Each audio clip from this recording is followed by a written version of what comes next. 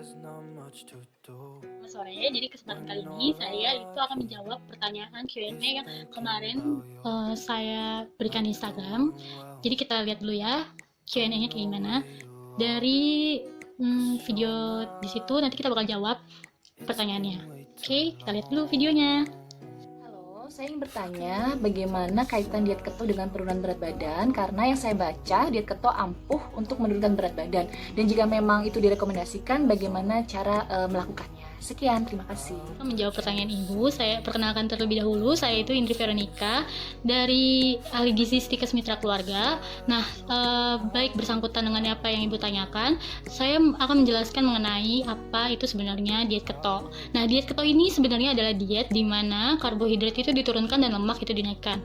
Padahal sistemnya adalah karbohidrat itu adalah sumber utama bagi tubuh kita. Nah, tapi di diet keto ini kita dipaksakan bahwa diet lemak itu menjadi sumber utama bagi energi bagi tubuh kita. Gimana caranya? Caranya adalah dengan memanipulasi otak kita supaya memakan makanan yang tinggi lemak dengan tujuan untuk menipu otak kita seolah-olah kita tuh sedang berpuasa karena tubuh itu tidak mendapatkan karbohidrat. Nah, kalau karbohidratnya nggak ada berarti otomatis lemak yang dipecah untuk menjadi energi begitu. Nah, terus habis itu sebenarnya menurut penelitian diet keto ini tuh bagus untuk mengurangi lemak tubuh dan memperbaiki kesehatan. Nah, tapi bila melakukan diet keto ini terlalu berlebihan atau misalnya terlalu lama lah istilahnya gitu, sebenarnya itu tidak disarankan karena akan berakibat ada beberapa akibatnya, yaitu kayak misalnya tubuhnya bisa merasa lemas, gelisah, susah tidur, mual dan sebagainya gitu. Nah, Ibu nanya gimana cara melakukan diet tersebut. Nah, diet tersebut tuh ada dua. Yang pertama itu ada diet standar, yaitu dengan mengonsumsi 75% lemak, 20% protein, dan 5 karbohidrat. Lalu yang kedua itu ada diet tinggi protein. Ini ada 60% lemak, 5% karbohidrat, dan 35% protein. Nah, selain dari cara diet keto tersebut, ada beberapa pantangan dan ada beberapa makanan yang dianjurkan dan tidak dianjurkan dalam melakukan diet keto ini. Nah, saya akan paparkan beberapa makanan yang dianjurkan dan tidak dianjurkan untuk diet keto ini. Yaitu ada telur, terutama yang mengandung omega 3.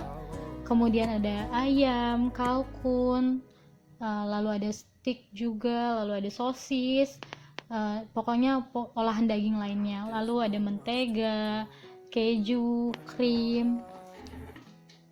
Nah, lalu ini makanan yang tidak dianjurkan yaitu ada nasi, lalu ada umbi-umbian seperti ubi, terus ada wortel, kentang, bawang.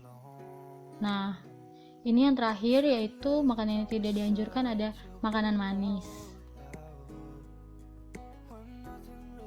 Lalu saya udah bilang kalau misalnya diet keto itu dianjurkan dalam jangka waktu yang pendek. Nah, berapa lama sih sebenarnya? Dimulainya itu sekitar 2-3 minggu. Nah, hingga batas maksimalnya itu 6-12 bulan. Nah, lebih dari itu saya nggak menyarankan karena ini fungsinya hanya sebatas untuk mengurangi lemak yang ada di tubuh dan memperbaiki kesehatan. Nah, selanjutnya apa yang harus Ibu lakukan? Nah, selanjutnya bila misalnya udah turun nih berat badannya. Nah, Ibu mencoba untuk merubah pola hidup sehat.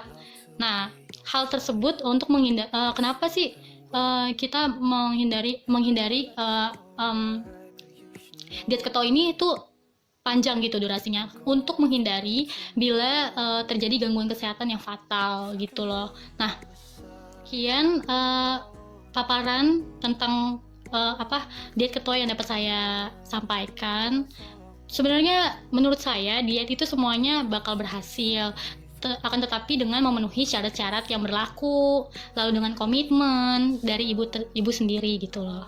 Jadi kalau misalnya ibu sedang melakukan diet, harus didasarkan dengan komitmen gitu, supaya kedepannya dietnya bisa berhasil. Nah, terima kasih Ibu buat pertanyaannya. Saya doain semoga semoga dietnya sukses. Terima kasih.